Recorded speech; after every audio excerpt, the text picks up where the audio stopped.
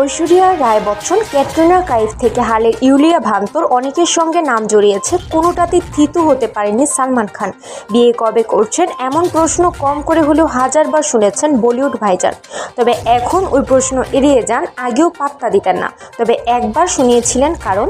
ভিডিওটি না টেনে সম্পূর্ণ ভিডিওটি দেখুন, আর আমার চ্যানেলে আপনি যদি নতুন হয়ে থাকেন তাহলে চ্যানেলটি সাবস্ক্রাইব করে সাথেই থাকুন। 2018 সালে সালমানকে জিজ্ঞেস করা হয়েছিল ছাদনাতলায় কবে বসছেন। উত্তরে বলিউড সুপারস্টার দিয়েছিলেন হাস্যকর এক যুক্তি। তার মতে খরচ সামলাতে পারবেন না বলে বিয়ে করতে চান না সালমান। TII গ্লোবাল সামিটে সেবার সালমান বিয়ে নিয়ে হাস্যরসও করেছিলেন। সালমান খান বলেন, আমার বাবার যখন বিয়ে হয়েছিল তখন মাত্র 180 রুপি খরচ হয়েছিল। এখন বিয়ে মানেই বড় অনুষ্ঠান, কোটি কোটি টাকা ব্যয় হয় বিয়েতে। এত টাকা খরচ করার ক্ষমতা আমার নেই। সেই থেকে এখন পর্যন্ত বিয়ে আর করা হয়নি সালমানের। তার সমসময়ের যত তারকা আছে তারা প্রায় সবাই বিয়ে করে সংসার করছেন।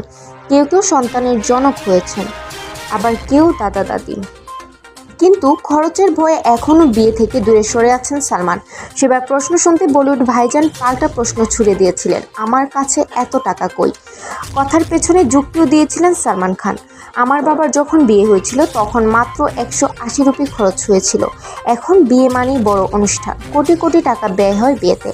এত টাকা খরচ করার ক্ষমতা আমার নেই। শুধুমাত্র এই কারণেই একজন অবিবাহিত পুরুষ হয়ে আছে।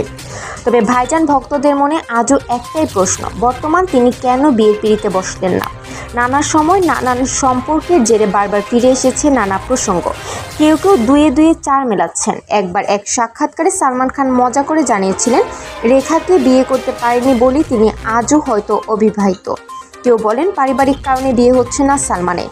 কেউ বলছেন প্রতারিত হয়েছেন বলেই মেয়েদের বিশ্বাস করতে পারছেন না ভাইজান। তবে কারণ হয়তো ভিন্ন কিছুও হতে পারে। সম্পূর্ণ ভিডিও দেখার জন্য ধন্যবাদ। ভিডিওটি ভালো লাগলে লাইক, কমেন্ট ও শেয়ার করুন।